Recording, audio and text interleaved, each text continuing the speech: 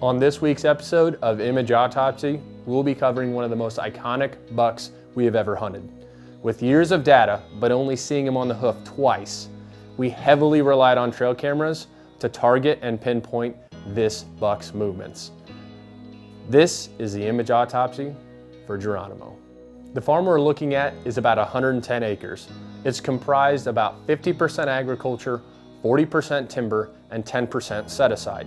We typically run 8 to 10 cameras on this property year-round. As we ran cameras on this property, Geronimo became a celebrity. However, most of the photos were being taken after dark. Even though he was frequently on our property and on our trail cameras, we never had an opportunity or an encounter with him the first year we hunted him. As that season came to a close, we looked at all of our camera data and realized we did not get one single photo of this buck on the south half of our farm.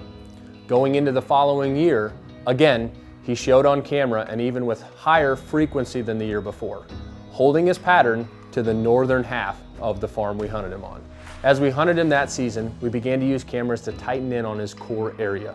We primarily used 3 cameras to pinpoint his movements. 2 cameras were used along field entrances off of his bedding, and 1 camera was used on one of his scrape lines. The cameras on the field edges were set to high sensitivity and 3 image burst. This made sure we did not miss him coming or leaving the field. The camera that was on his scrape line we had set to video mode with 30-second video intervals. This allowed us to see and read his body language as well as note the way that he approached the scrape. So what is the takeaway from this data? Geronimo had a very tight core area and was extremely reclusive. Even though the farm was 110 acres, in order for us to have an opportunity at this buck, we were really looking at hunting him on about 30 of the 110 acres. By knowing this, we understood how sensitive we had to be with the pressure in that area of the farm, and we only checked our cameras either during the rain or on our way in or out to hunt this buck. All in all, using cameras to locate and understand how small of a home range this buck had led to his demise and ultimately his harvest. See that deer? There's a deer right there. Stop.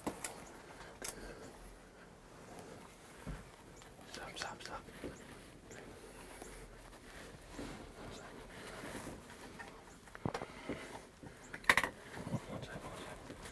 Get some good film. One sec. I gotta make sure he's focused. Whenever you want him, go for it. Should I do it? You want me to do it? Drop it. You got him, he smoked. I can't believe that just happened. I shot him like, that's almost identical to where I missed him with my bow. I mean, literally, like textbook. I mean, dude, I can't believe it. Oh my God, he's dead right over the hill over there. You know he is, you pinned him shoulder blades together. Yeah, that's why we do it, man.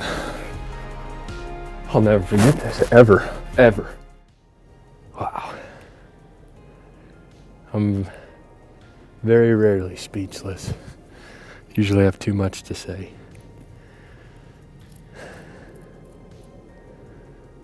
Oh my gosh. This is Geronimo. This is the buck that I lost sleep over. See my free haircut I gave him?